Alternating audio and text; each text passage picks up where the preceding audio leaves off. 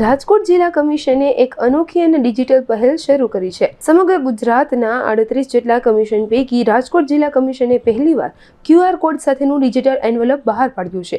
આ એન્વેલપની વિશેષતા એ છે કે તેની બંને બાજુ QR કોડ મૂકવામાં આવ્યા છે। જ્યારે કોઈ પણ પક્ષકાર આ QR કોડને સ્કેન કરશે ત્યારે તેમને ગ્રાહક સુરક્ષા અધિનિયમ અને કેસને લગતી તમામ પ્રક્રિયાગત માહિતી સરળતાથી મળી જશે।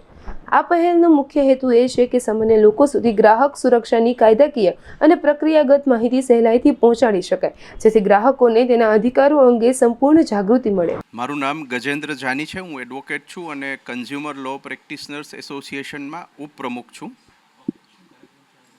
આજનો જે કાર્યક્રમ છે એ ત્રિવેણી સંગમ જેવો કાર્યક્રમ છે કે રાજકોટ ખાતે હું કદાચ ભૂલતો ન હોઉં તો 98 આસપાસ કન્ઝ્યુમર કોર્ટની સ્થાપના થઈ। ઓરિજિનલી કાયદો 1986નો છે અને કન્ઝ્યુમર કોર્ટની સ્થાપના પછી વિધિવત રીતે એસોસિએશનની રચના 2022માં કરવામાં આવી અને એસોસિએશનની રચના બાદ વિધિવત રીતે એસોસિએશનને 12 રૂમની ફાળવણી કરવામાં આવી રહી છે જિલ્લા કમિશન ખાતે।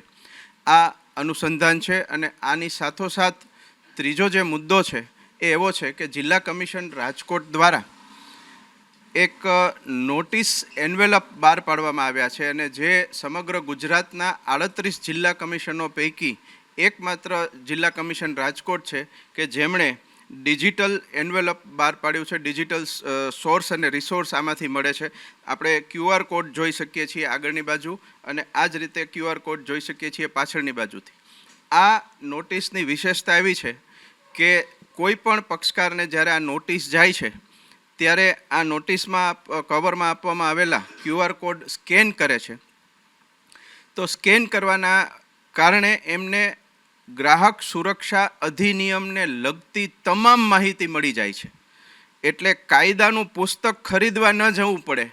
આ કવર જો કોઈની પાસે હોય તો એમણે કાયદાનું પુસ્તક ખરીદવાની જરૂર નહીં। આવો આ સોર્સ અને રિસોર્સ આ નોટિસ કવરના માધ્યમથી પ્રાપ્ત થાય છે, જે અવેરનેસ માટે ખૂબ મહત્ત્વનું કહી શકાય આજના ડિજિટલ યુગમાં। અને આપણા સૌ માટે રાજકોટ માટે ગૌરવ એટલા માટે કહેવાય કારણ કે સમગ્ર 38 જિલ્લા કમિશનો પૈકી એકમાત્ર જિલ્લા કમિશન રાજકોટ એવું છે કે જેમણે આ પ્રકારનું એક પગલું ભર્યું છે અને એ સરાહનીય છે।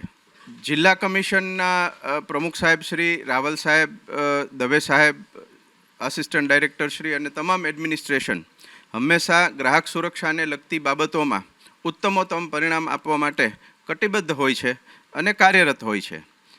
આની વચ્ચેથી કેટલા બધા એવા મુદ્દાઓ હોય કે જે કદાચ આપણા કાબુ બહારના હોય, આમ છતાં કાબુ બહારના સંજોગોની વચ્ચેથી પણ જો યોગ્ય રસ્તો કેળવી શકાતો હોય તો એ રસ્તો છે એ ડિજિટલ યુગમાં પ્રવેશવાનો રસ્તો છે।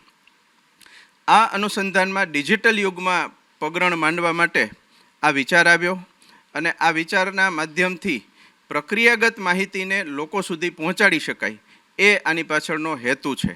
કારણ એટલા માટે કે દરેક લોકોને બધા જ કન્ઝ્યુમર કાયદાની ખબર હોય, પ્રક્રિયાની ખબર હોય, એના એડ્રેસીસથી માંડીને બધી જ એના ડ્રાફ્ટ્સથી માંડીને બધી જ ખબર હોય એવું ન બનતું હોય, પણ આ એક કવર એવું છે કે જેના માધ્યમથી આ બધી જ માહિતી એને પ્રાપ્ત થઈ જશે। રાજકોટની જનતા માટે ગ્રાહક સુરક્ષાના સંદર્ભમાં સંદેશ આપવા માટે હું આજના દિવસે તમામ અમારા સિનિયર સાહેબશ્રીઓ PR દેસાઈ સાહેબ, નરેશ સિંડરોજા સાહેબ, VD મહેતા સાહેબ, HC સાયણી સાહેબ, વિપુલ કક્કડ સાહેબ, સુનિલ વાઢેર સાહેબ, અમારા એસોસિએશનના પ્રમુખ DB વસાવડા સાહેબ, સેક્રેટરી સુનિલ પોપટ સાહેબ, જોઈન્ટ સેક્રેટરી જાડેજા સાહેબ, ટ્રેઝરર ચિરાગભાઈ, બધાની હાજરીમાં બધાના વતી અને બધાની અનુમતિથી રાજકોટની જનતાને એટલો સંદેશ આપું છું કે ગ્રાહક સુરક્ષા અધિનિયમ 2019 એટલું વાઇડર પ્લેટફોર્મ ધરાવે છે કે તમે સવારે જાગો ત્યારથી શરૂ કરીને રાત્રે સૂવો ત્યાં સુધીમાં તમે તમામ અનુસંધાનમાં ગ્રાહકની વ્યાખ્યામાં છો। કોઈ પણ તબક્કે તમે ક્યાંય પ્રતિકૂળતા અનુભવો છો તો ગ્રાહક સુરક્ષા કાયદાના માધ્યમથી તમે તમારા અધિકારનો ઉપયોગ કરી શકો છો। આ ગ્રાહક સુરક્ષા કાયદાની જે કાંઈ પણ પ્રવૃત્તિ છે, જે લાભ છે, એનેથી માહિતગાર થવા માટે કદાચ કોઈ પણ તબક્કે તમે અહીંયા જિલ્લા કમિશન ખાતે આવશો તો પણ માહિતી મળશે। જે નામ લીધા છે એ કોઈનો પણ સંપર્ક કરશો તો પણ માહિતી મળશે અને કદાચ કોઈ પણ માધ્યમથી તમારી પાસે જો આ કવર આવે ને સ્કેન કરશો તો પણ માહિતી મળશે। હા, દરેક વ્યક્તિએ પોતે સજાગ સભાન રહેવું જરૂરી છે।